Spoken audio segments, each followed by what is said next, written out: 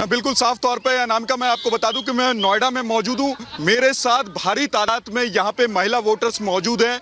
उन्हीं से हम जानने की कोशिश करते हैं क्या उनके मन में हिंट है और साथ ही किन मुद्दों को लेकर के वो वोट डालने के लिए गई थी। क्या मैम मन में हिंट है और किन मुद्दों को लेकर के अंदर वोट डालने गई थी? बिल्कुल, महिला सशक्तिकरण पर हम ज़रूर चाहेंगे कि सरकार वर्क करे और देश की जो सभ्यता है, कल्चर है, उसका हेरिटेज और ट्रेडिशन है, उसको लेके हम आगे बढ़ें। और हम चाहते हैं कि इस पे ज़रूर मोदी सरकार वर्क करे, जिससे हम वोट करने के लिए आएँ और कोशिश करेंगे कि एकजुट होकर हम इस पे काम करें, एक देश में मुहिम लेकर आएँ और न कि इंडियन ट्रेडिशन को ग्लोबल तौर पे हम इसको प्रकाशित करेंगे। क्या मैम मन में क्या हिंट है और साथ ही किन मुद्दों को लेकर के आप अंदर वोट डालने गई थी? डेफिनेटली वुमेन एम्पावरमेंट और सेफ्टी सिक्योरिटी हमारे बच्चों के लिए, महिलाओं के लिए, ये सबसे इम्पोर्टेंट मुद्दे हैं।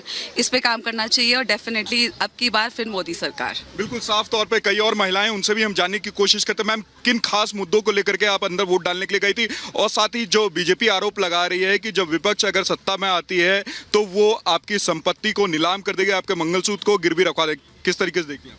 बिल्कुल सही बात है। मतलब अपनी प्रॉपर्टी कमाई हम ऐसे टैक्स में बाद में जब हमारे बच्चों को जाने उसमें टैक्स क्यों दिया जाए? It's wrong.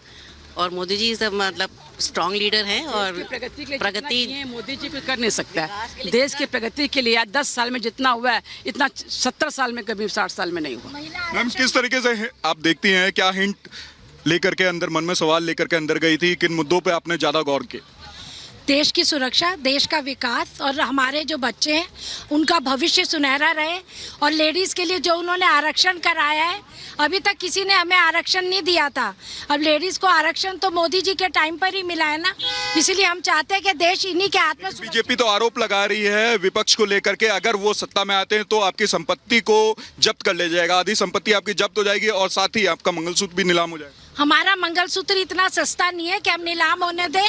दूसरी बात, वो आएंगे तब ना, जब तक नीलाम नहीं होगा। आएंगे जब तो नीलाम कहाँ से करेंगे? तो नीलाम नहीं होने देंगे। बहनों के साथ बोल रही हूँ, अब की बार विपक्ष पे आरोप लग रहा है, किस तरीके से देखते हैं कि मंगलसूत्र तक नीलाम कर दिया जाएगा?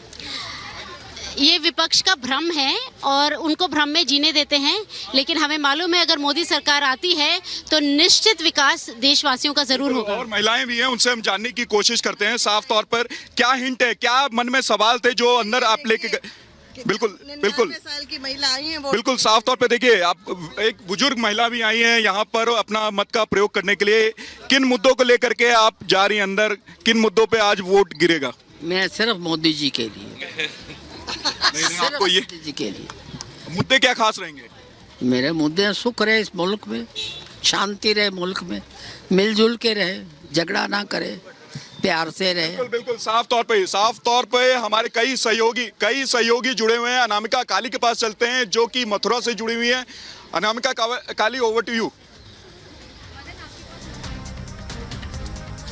लोमस मैं यहाँ पे अमरावती से हूँ और देखिए अमरावती में मौसम यहाँ बदल गया, मौसम ने करवट ले ली है। पहले सुबह अच्छे खासे बादल थे, थोड़ा मौसम रात भरा था, लेकिन फिलहाल अच्छी खासी धूप हो गई है। लेकिन जो लोगों का जोश है वो कम होने का नाम नहीं ले रहा है। मेरी मौजूदगी एक पोलिंग बूथ पर और देखिए यहाँ लंबी कतार लगी हुई है। हालांकि एक ही कतार है लेकिन लोग पेशेंस रखे हुए अपनी बारी का इंतजार कर रहे हैं और लोगों से बात भी करेंगे, हम जानने का प्रयास करेंगे कि उनके लिए मुद्दे क्या है। आप बताइए, वोट डालने की लाइन में लगे हुए हैं? वोट डाल चुके हैं आप? नहीं मैडम, मेरा लिस्ट में नाम नहीं है।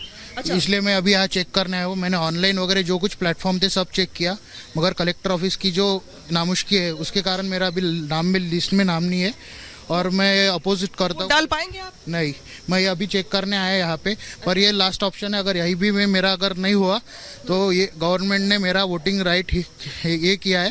तो यानी कि कुछ देखिए जो वोटर्स हैं वो शिकायत भी कर रहे हैं इस बात की कि कुछ गड़बड़ी हुई है, ताकि जिसके चलते इनको दिक्कत हो रही है, वोट नहीं डाल पा रहे हैं। आप बताइए क्या मुद्दे हैं अमरावती के और क्या लगता है आपको कि बदलाव होगा इस बार या एक बार फिर से नवनीत राणा? एक बार नवनीत राणा। क्यों नवनीत राणा? बहुत काम किए है उन्होंने। अच्छा, कुछ काम हुआ इलाके में? हाँ, रास्ते वगैरह सब हुए हैं। इस बार तो बलवंत वानखेड़े भी चुनावी मैदान में है, क्या लगता है आपको कि इस बार वो कितना जोर लगा रहे हैं जीत को लेकर? वो जोर लगा रहे हैं लेकिन नवनीत राणा आने के। अच्छा, आप बताइए महिलाओं को लेके, चूंकि यहाँ पे एक प्रत्याशी महिला भी नवनीत राणा, महिलाओं को लेके माहौल कैसा है? कुछ बेहतर लगता है आपको पहले से? कुछ हालात बदले हैं?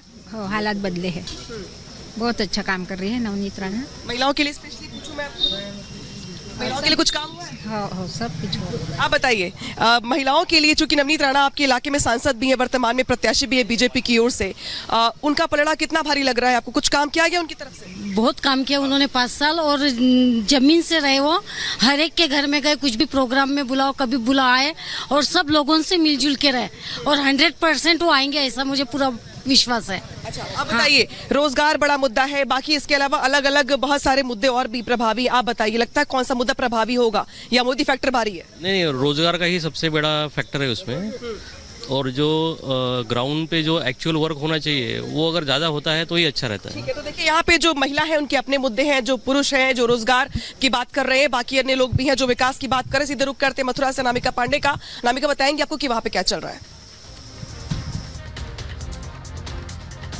अनामिका, मैं यहाँ लोगों से लगातार बात कर रही हूँ। सबसे ज्यादा खुशी की बात यह है, अच्छी बात यह है कि महिलाएं देखिए कितनी बड़ी संख्या में वोट करने के लिए यहाँ पहुंच रही हैं। अभी कुछ देर पहले मैंने महिलाओं से बात की है, और भी कई महिलाएं हैं, और पीछे ये जो कॉलेज है यहाँ पर पूरा जो रास्ता है दोपहर के वक्त भी भरा हुआ है, क्योंकि लोग बड़ी संख्या में यहाँ वोट करने के लिए पहुंच रहे हैं। लेकिन इस बीच नोएडा से भारतीय जनता पार्टी के प्रत्याशी से हमने बातचीत की है। महेश शर्मा तीसरी बार मैदान में है, वो फिर कह रहे हैं कि तीसरी बार मोदी सरकार आएगी। 400 पार का नारा उन्होंने भी दिया। उनका कहना है कि 2047 तक देश को विकसित करने का संकल्प है, विपक्ष के पास कोई नीति नहीं है। महेश शर्मा ये बात कह रहे हैं, और क्या कहे महेश शर्मा ने रिपब्लिक भारत से खास बातचीत में, सुनिए।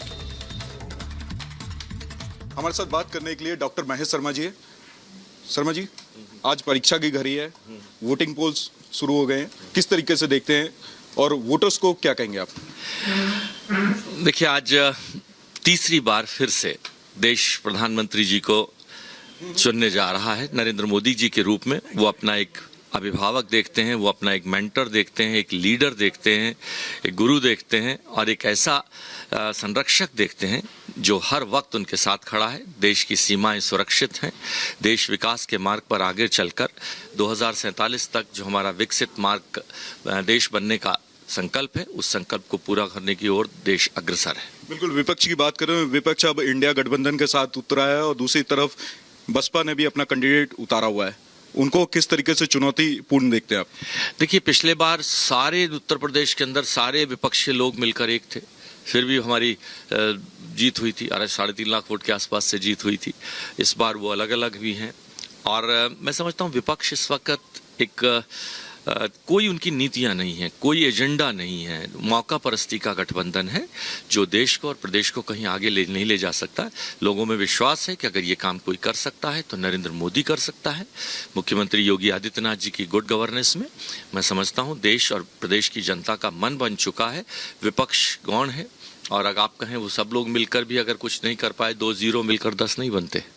और अगर बात करें कि पहले चरण में वोटिंग परसेंटेज काफी कम थी, दूसरे चरण में क्योंकि मतदान शुरू हो चुका है, तो उसको लेकर के क्या कहेंगे आप? देखिए, इस बार वो बेहतर होगा। पिछले चरण का जो चुनाव था उस वक्त फसल कटाई चरम पर थी बिल्कुल, और किसान के लिए थोड़ा सा दिक्कत हो जाता है फसल कटाई। ऐसा नहीं कि लोगों का मोदी जी के प्रति प्रेम और बढ़ा है पिछली बार से, तो ये सर इस बार में आप देखेंगे कि ये चीजें ठीक हो जाएंगी। आखिरी सवाल, एनडीए का नारा है 400 पार, 4 जून को रिजल्ट आएगा, तो क्या आंकड़े इनकी? इससे भी ज्यादा होगा। लोगों का जो फेथ आप देख रहे हैं, आज जाके देखिए बूथों पर। मेरे पास सवेरे 7 बजे से रिपोर्ट आ रही है कि लाइनें लगी हुई हैं। भारतीय जनता पार्टी, विपक्ष के लोगों के जो बसते हैं वो भी नहीं लगे हैं। और देखिए, लोकतंत्र के सबसे बड़े महापर्व में साधु संत क्या कह रहे हैं। हमारे सहयोगी अनामिका पांडे ने साधु संतों से बातचीत की है, क्या कुछ कहा जरा आपको सुनाते हैं।